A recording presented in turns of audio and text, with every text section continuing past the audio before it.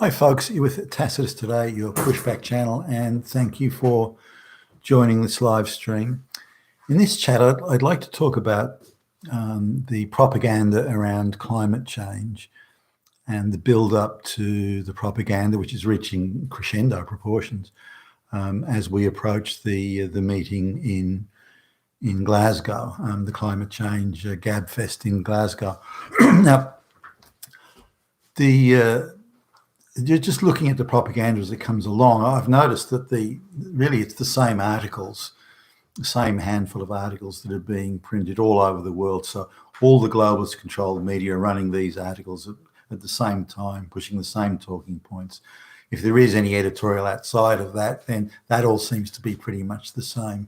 Now, if you've got looking at, say, 26 major newspapers and news stations. So across that, you'd get some diversity of opinions. Some people would think climate change is an issue, some not. Some would think it's a big issue. Some may say, well, it is an issue, but not very much of an issue. So you'd get a wide variety of opinion. You wouldn't get 26 outlets saying exactly the same thing on cue, on message, on script. That's just bullshit. It doesn't happen. So clearly, the climate change propaganda, it's propaganda, and it's being controlled from a centrally scripted source, and they're being handed their talking points and their scripts. Say this, say that, and there's no decisions about whether the information is accurate or useful. Now, I've made a point of going and having a look at anything the globalists push, whether it's the epidemic of violence against women, whether it's there's an epidemic of rape, epidemic of racism, and so on. It's all propaganda, all propaganda. Sure, they'll be able to find an example somewhere across billions of people, but it's all bullshit propaganda. And this is too. Now, why is that so? Well, there's two. The people that are saying, or the sources that are quoted as saying that we're heading for some apocalyptic Armageddon in terms of climate. They're either people that are paid to say that, so they're paid flunkies, and if they want their grants and their financing and their cozy international travel and 5-star hotels, in Acapulco on the beach, and they want all that, then they've got to do what they're told and say that, you want Armageddon, you got, baby, just give me those bucks. And that's, so they've got one side, you've got people that are paid to do it, just paid flunkies and stooges and so on. On the other side, you've got what's used as computer modeling, so the predictive modeling. And this modeling purports to say that we're heading for some apocalypse any day now. Now, if you look at the modeling that's been used, say, over the last 30 years as an example, I haven't found one prediction, particularly the Armageddon predictions. I haven't found one prediction that's even come remotely close, let alone close. And where it does sort of say that temperature is going to rise by this or fall by that, and then when they predict the consequences, then even if it did occur, the temperature did go up or down as predicted, then none of the consequences occurred. So the modelling is piss weak, absolutely piss poor. And of course it's propaganda. We want a model that says that Armageddon's around the corner. You got it, baby. Just hand me those bucks. So really, the whole thing is really one huge act of bribery and corruption, and just handing over money to people who'll make the Faustian pact and sell their soul to in this case the climate change devil. So I haven't been able to find any fully independent analysis of the data that would predict or does predict or even come close to predicting that we're looking at anything other than just normal weather cycles that have happened throughout history. Now, some of those cycles can potentially be severe. There was an ice age in the 1600s in Europe, for example, or a mini ice age, and that affected the crop yields and all sorts of things. But it wasn't an Armageddon by any stretch. But these things happen from time to time. Temperatures go up and down, and there's more storms in this century than there is in another century, and so on. So these things don't necessarily mean that the world's coming to an end. in the superstitious days of the medieval times, if their comet was seen in the sky, or if there was an unusual storm or something like that, or unusual flood or heavy rains or lack of rain, then it would be deemed as being in some way related to the supernatural. In South America, among the Incas and the Aztecs, if the weather didn't suit them, then they would. And this is very very much ties back into globalization. If the weather didn't suit them, they would take a bunch of people and sacrifice them on at the top of those pyramids that they had, and pull out their beating hearts and all sorts of things in order to appease the gods. And if it still didn't rain, then they double the amount of people they'd kill.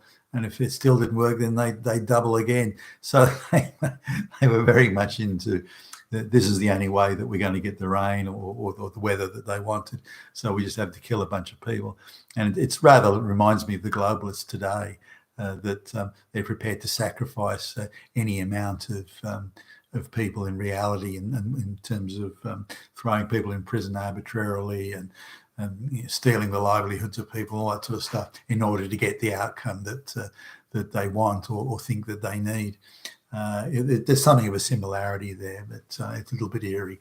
The Aztecs and Incas, you can kind of go, okay, well, they didn't really know any better, but the globalists have no excuse. So they're doing bad things and they know it. And in terms of the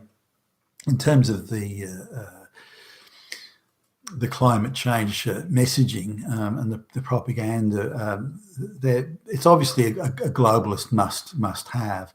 Now they're talking about moving to non-fossil fuels across the Western world in the next 25 to 35 years. That's a bit of a big ask, and there's some economics behind this. The idea we're going to run out of fuel is bullshit. Australia alone has enough coal, accessible coal, and this is before other seams of coal are found, just the known seams of coal, has enough coal to keep the whole world supplied for 200 years. So, the idea that we're going to run out of fossil fuels, can't fire the electric power stations, that's just bullshit. It's just not true.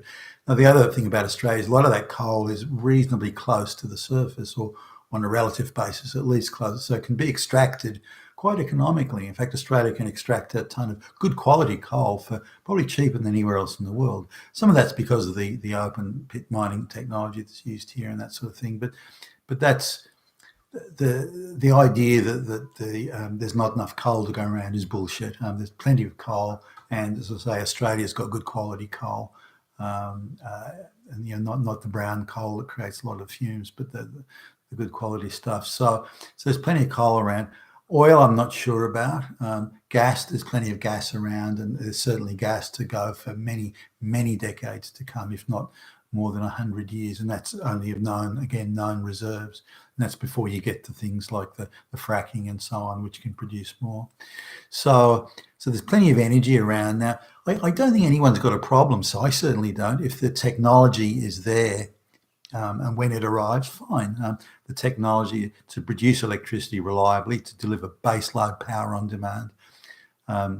If that technology exists to produce baseload power as reliably and economically as a coal-fired power station does, then why not? Everyone should embrace it. That seems sensible to me. But until such a time, and that time may be 20, 30, 40, 50 years away, until such a time, then there's no reason why coal and gas and oil shouldn't be used. This idea that we have to give it up ASAP because it's some mysterious voodoo danger to the planet, that's bullshit, absolute bullshit. But for the globalists, they want it. Now, I'm sort of wondering why, because the globalists own the oil, they own the big gas firms, they own the big mining companies that dig the coal out the ground. So they own pretty much all the assets that do use these fossil fuels, and yet they want to give it up in return for what? And I need to understand exactly what they think they're going to get out of this. I know they can deprive us of a quality of life, such as the electricity will only be rationed and turned on at certain times. I know they can hurt us by going down this path, but I don't know what benefit it gives them. Maybe it's our own disenfranchisement and that sort of thing. Maybe they can ration power and only if you're good you're allowed to. You better have the right opinions, buddy, or no electricity for you. I don't know where this is going. Maybe someone can shed light in the comments on this. But the globalists definitely want it, and they're quite prepared to accept massive collateral damage. Some of the big financial houses, the World Bank, World Economic Forum, they are prepared to go in and really intimidate and slap around governments, such as the Australian government, say you better do this or else.